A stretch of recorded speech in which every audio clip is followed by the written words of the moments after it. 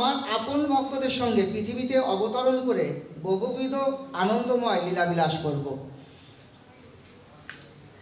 এতভাবে কলিকালে প্রথম সন্ধ্যায় অবতীর্ণ হইলা কৃষ্ণ আপনি নদিয়ায়। অর্থাৎ এভাবেই চিন্তা করে পরমেশ্বর ভগবান শ্রীকৃষ্ণ কলিযুগের প্রথম ভাগে নদিয়ায় অবতীর্ণ হলেন। চৈতন্য মহাপ্রভু, আমরা জানি যে চৈতন্য মহাপ্রভু কোথায় অবতীর্ণ হয়েছিলেন? নদিয়াতে। নদিয়াতে অবতীর্ণ হলেন। যখন চৈতন্য মহাপ্রভু সেই অবতীর্ণ হলেন, আবির্ভূত হলেন, তখন সেই আবির্ভূত হওয়ার সময়টা কেমন ছিল? মহাপ্রভু আসার আগের থেকেই লীলা শুরু করেছেন। ভগবান আসার আগে থেকেই তার লীলা শুরু হয়ে যায়। যেমন সেই মহাপ্রভু যখন আসছেন, আমরা দেখি যে আমাদের দেশে যখন কোনো মন্ত্রী, প্রধানমন্ত্রী বা রাষ্ট্রপতি আসে, তার আগের থেকেই সেখানে বিভিন্ন রকম মানে কয়েকদিন আগে থেকেই গোয়েন্দা বিভাগ যায়, তারপরে পুলিশ, আর্মির অফিসাররা, তারা যে দেখে যে পরিবেশ পরিস্থিতি সেটা ঠিক আছে কিনা, এগুলো একটা পরিবেশ তৈরি করে, তারপরে সেখানে আসে। তা আর আমাদের ভগবান আসবেন, তা উনি কি সরাসরি চলে আসবেন? উনি কি করেন? ওনার পার্শ্ববৃন্দদের আগে পাঠান, পাঠিয়ে আগে সেই পরিবেশ তৈরি করেন, পরিবেশ তৈরি করে তারপরে তিনি আসেন।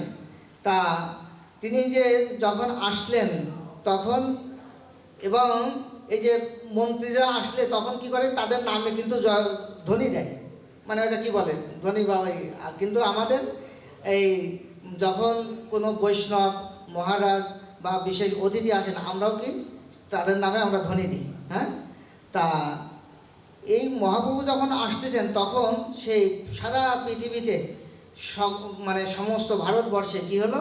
সকলে হরিনাম কীর্তন করতে লাগলো। তারপরে সে আবির্ভাব হওয়ার সময় তখন ছিল কি? চন্দ্রগ্রহণ। চন্দ্রগ্রহণ ছিল। আর চন্দ্রগ্রহণ হলে আমরা জানি যে সকলে স্নান করে। হ্যাঁ, স্নান করে, সাধুরা স্নান করে।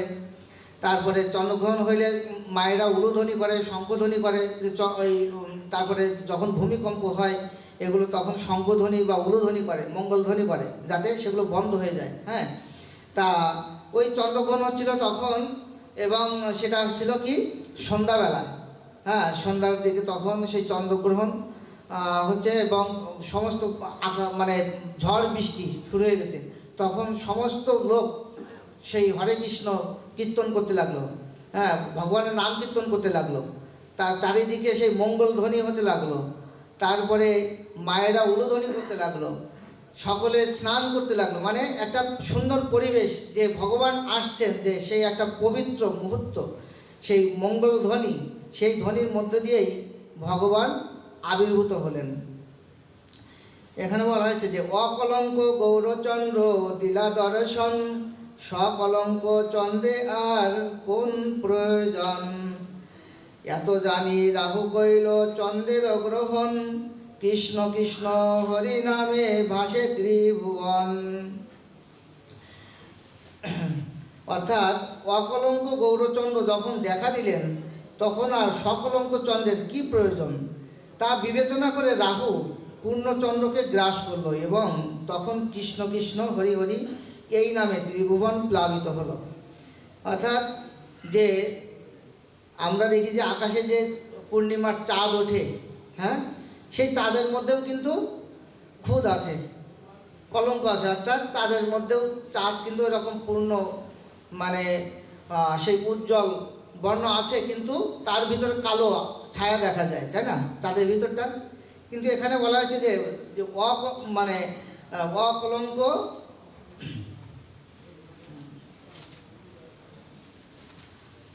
অকলঙ্ক গৌরচন্দ্র দিলা দর্শন, সকলঙ্ক চন্দ্রে আর কোন প্রয়োজন। যেহেতু যার কোনো খুঁত নাই, যে অকলঙ্ক গৌরচন্দ্র আবির্ভূত হয়েছেন, সেখানে আর এই আকাশের চাঁদের আর কী প্রয়োজন। হ্যাঁ, সেটা এখানে সে কথাই বলছেন। কারণ আমরা জানি যে চৈতন্য মানে চৈতন্য মহাপ্রভুর গায়ের রং ছিল কি? সেই উজ্জ্বল স্বর্ণের অঙ্গ, স্বর্ণবর্ণ। অর্থাৎ এই যে রাধারানীর প্রণাম মধ্যে কী বলা হয়েছে? যে তপ্ত কাঞ্চন গৌরাঙ্গী রাধে বৃন্দাবনেশ্বরী বিশ্বভানুসুতে দেবী প্রণমামি হরিকে। তপ্ত কাঞ্চন, তপ্ত মানে গলিত, গরম গরম স্বর্ণ, সাধারণ যে স্বর্ণ যে ব্যবহার করেন যেমন উজ্জ্বল, ওই গলিত স্বর্ণ যখন স্বর্ণকে গলানো হয় ওইটা আরও উজ্জ্বল থাকে, সেই তপ্ত কাঞ্চনের সাথে তুলনা করা হয়েছে। তা সেই গৌরাঙ্গ মহাপ্রভুর গায়ের রং ছিল এরকম স্বর্ণের মতো উজ্জ্বল।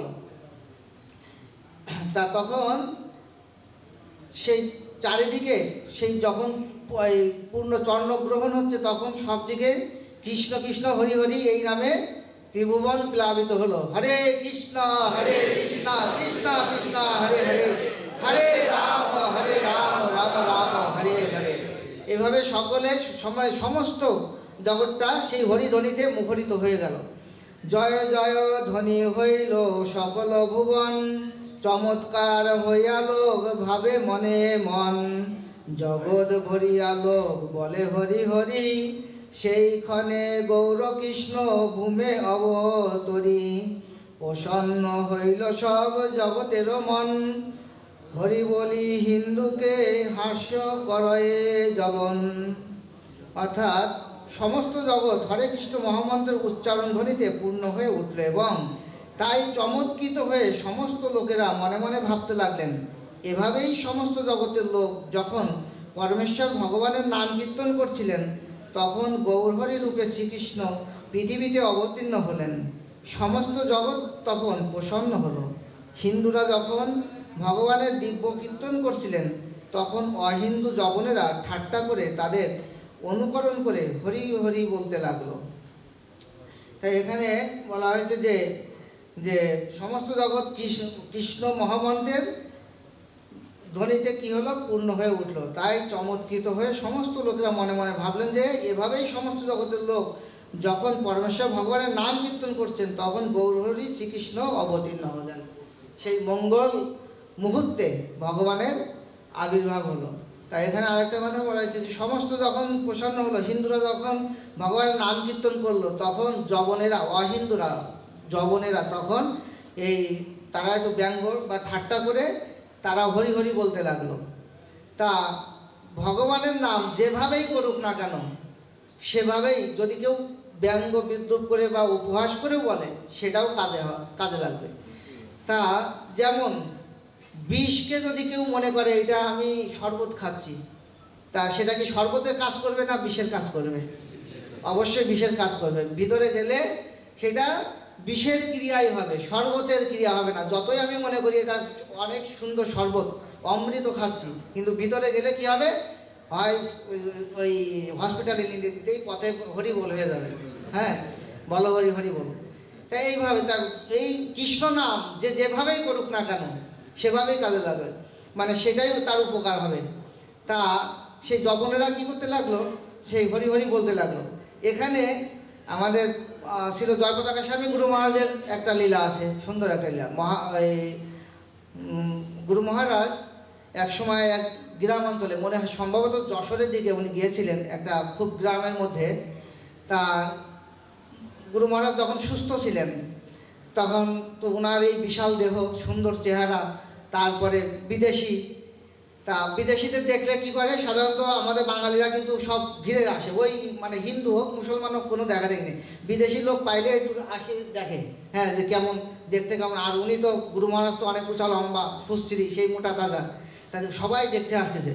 এখন গুরু মহারাজ গাড়ি থেকে নেমে কি করছেন, ওই ছোট ছোট বাচ্চারা আছে, গুরু মহারাজ তো আর কে ওনার দেখার দরকার নেই, কে হিন্দু কে মুসলিম দেখতে আসছে। আর মহাত্মারা কেউ বিচার আচার করে না, সবার কাছেই হরিনাম প্রচার করেন। তা ওই বাচ্চাদের বলছে, এই হরে কৃষ্ণ বল, হরে কৃষ্ণ বল, গুরু মহারাজ বলছেন। তা ওরা বলছে হরে কৃষ্ণ, সবাই বলছে। তারপরে ওই এইভাবে হরে কৃষ্ণ কীর্তন করাচ্ছে, হরে কৃষ্ণ কৃষ্ণ কৃষ্ণ হরে হরে, হরে রাম রাম রাম হরে হরে। গুরু মহারাজ এইভাবে ওই বাচ্চাদেরকে ওই হরিনাম করালেন। তখন ওর মধ্যে কিছু মুসলমান বাচ্চারাও ছিল। এখন একটা শয়তান একটা ছেলে আছে, একটু একটু বয়স বেশি, ও করছে কি, ও বলছে, এই দাঁড়া, তুই মুসলমান, তুই এই হরে কৃষ্ণ বলছিস হিন্দুদের, তোর মার কাছে যে বলে দেবো। ও বাড়ি চলে গেছে, যে কি করছে, যে বলছে, চাচি চাচি জানো কি হয়েছে, সর্বনাশ হয়ে গেছে। কি হয়েছে, তোমার ছেলে না হরে কৃষ্ণ বলছে, হরে কৃষ্ণ এই বলছে। হ্যাঁ, ওই বিদেশের থেকে কোন এক বেটা আসছে, এরকম সুন্দর চেহারা, সে হরে কৃষ্ণ করাইছে, সে হরে কৃষ্ণ বলছে। এখন ওই চাষি তো বলছে, এই তার ছেলে বাড়িতে গেছে, বলছে এই তুই হরে কৃষ্ণ বলছিস, হ্যাঁ হরে কৃষ্ণ এইসব বলছিস তুই হিন্দুদের। হ্যাঁ, এখন কি হচ্ছে দেখেন, হরিনামের প্রভাব কীরকম, হরিনামের জোয়ার। ওই কোথায় গুরু মহারাজ শুরু করে দিয়েছেন, ওইটা কিন্তু বাড়ি পর্যন্ত চলে গেছে। এখন বলছে তোর বাবা আসুক বাড়িতে, বাবা আসুক, তুই হরে কৃষ্ণ বলছিস, তোর বাড়ির থেকে তোর বের করে দেবে। এখন তার বাবা যখন বাড়িতে এসছে তখন বলছে, দেখো তোমার ছেলে কি করেছে, ও আজকে হিন্দুদের এই হরে কৃষ্ণ কৃষ্ণ কৃষ্ণ হরে হরে এই সব ও বলছে। হ্যাঁ, তখন ওর বাবা বলছে, এই তুই বলে হরে কৃষ্ণ বলছিস, তাই নাকি? তাহলে বাকি থাকলো কে? কেউ বাকি থাকলো? সবাই বলেন, সবাই হাত তুলে, হরে কৃষ্ণ কৃষ্ণ কৃষ্ণ হরে হরে, হরে রাম রাম রাম হরে হরে। এইভাবে কি হলো, হরিনামের জোয়ার, হরিনামের বন্যা, এভাবেই সেই মহাপ্রভু শুরু করেছেন, সেই বিচার চলতেই আছে। এখন কি কোনো জায়গায় বাদ আছে? কোনো দেশ? বিশ্বের প্রায় সমস্ত দেশেই হরিনামের বন্যা বয়ে যাচ্ছে। এই যে ছিল প্রভুপাদ বসে আছেন, এই কুম্ভমেলাতে ওনাকে বিশ্বগুরু উপাধি দেওয়া হয়েছে। এই জগৎগুরু ছিল প্রভুপাদ কি, এই প্রভুপাদের জন্যই কিন্তু আজকে আমরা এখানে সমবেত হতে পেরেছি। যদিও চৈতন্য মহাপ্রভু শুরু করেছেন, তার কাণ্ডারি হিসাবে এই কলিযুগে আমাদের এই সময়ে ছিল প্রভুপাদ, সেটা আমাদেরকে সহজ করে দিয়ে গেছেন। এবং সেই ছিল প্রভুপাদ সমস্ত বিশ্বে সেই হরিনাম প্রচার করার মতো সেই পরিবেশ তৈরি করে দিয়ে গেছেন, মন্দির তৈরি করেছেন। তা যে কারণে আজকে বিশ্বের মানে 158টারও উপরে দেশে সেই হরিনাম প্রচার হচ্ছে। আর যে কারণে সেদিন এই কুম্ভমেলাতে প্রভুপাদকে বিশ্বগুরু উপাধি দেওয়া হয়েছে। হরি বল।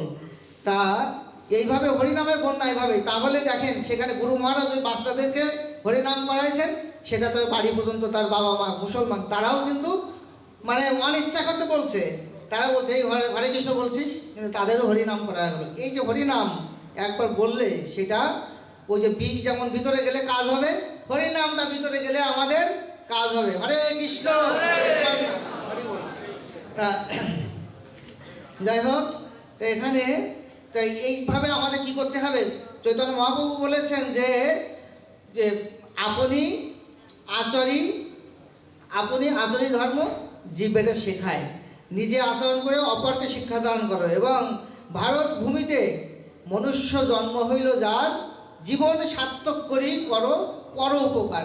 অর্থাৎ এই নিজের জীবনকে আগে সার্থক করতে হবে হরিনামের মাধ্যমে, ভগবানের সেবার মাধ্যমে নিজেকে আগে সার্থক করে তারপর কী করতে হবে, আমাদের আশেপাশে যারা আছে, আত্মীয় স্বজন যারা আছে, যারা হরিনাম করে না, যারা একাদশী পালন করে না, যারা গীতা ভাগবত পড়ে না, গীতা কী জিনিস কোনোদিন জীবনে খুলেও দেখে নাই, এদের মাঝে কি করতে হবে, সেই মহাপ্রভুর সেই বাণীকে ছড়িয়ে দিতে হবে। মহাপ্রভু বলেছেন, কি বলেছিলেন, যে পৃথিবীতে আছে যত নগরাদি গ্রাম, সর্বত্র প্রচার হইবে মোর এই নাম। তা সেই মহাপ্রভুর সেই নাম মানে পৃথিবীর সমস্ত জায়গায় আজ পৌঁছে যাচ্ছে। যেখানে বাকি আছে সেখানেও অল্প দিনেই সেটা পৌঁছে যাবে। কাদের মাধ্যমে? আপনাদের মাধ্যমে। আপনারা প্রচার করবেন তো? হরি বল। এভাবে সেই হরিনাম এক জায়গা থেকে শুরু হয়েছে, কিন্তু এটা জোয়ার চলতেই, এটা কখনো ভাটা হয় না, জোয়ার চলতেই থাকে, জোয়ার চলতে থাকে। তা সেই সময় নিজেই উঠিয়া অদ্বৈত রায়, নৃত্য করে আনন্দিত মনে, হরিদাসে লইয়া সঙ্গে, হুঙ্কার কীর্তন রঙ্গে, কেনে নাচে কেহ নাহি জানে। অর্থাৎ সেই সময় শ্রী অদ্বৈত আচার্য প্রভু শান্তিপুরে তার গৃহে আনন্দিত মনে নৃত্য করছিলেন। তিনি শ্রী হরিদাস ঠাকুরকে সঙ্গে নিয়েই নৃত্য করছিলেন এবং উচ্চস্বরে হরে কৃষ্ণ মহামন্ত্র কীর্তন করছিলেন।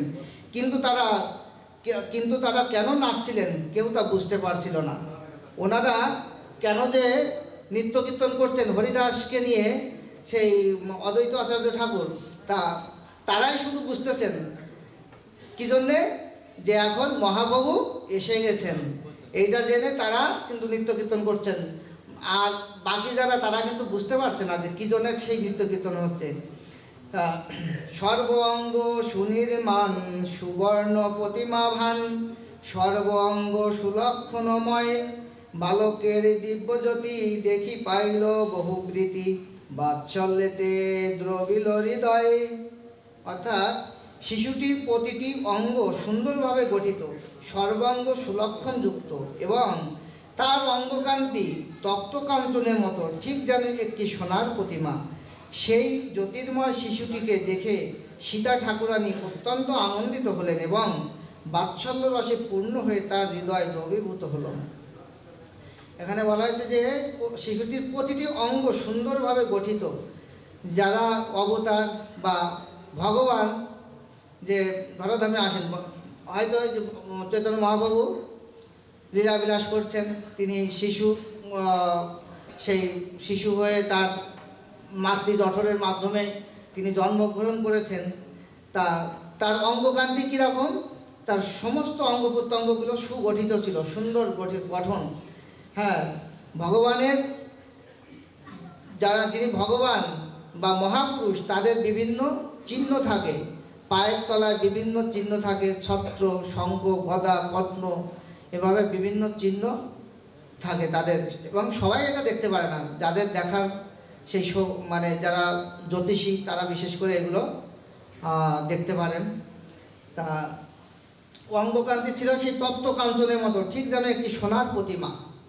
তা মহাপ্রভুকে সেই সোনার প্রতিমায় বলে সে তুলনা করা হয়েছে, যে সোনার প্রতিমা তপ্ত কাঞ্চন। সেই একটু আগেই বলেছি যে তপ্ত কাঞ্চন অর্থাৎ সেই গলিত যে স্বর্ণ, তপ্ত মানে যে গরম যে স্বর্ণ, সেই স্বর্ণের মতো তার চেহারা, উজ্জ্বল বর্ণ।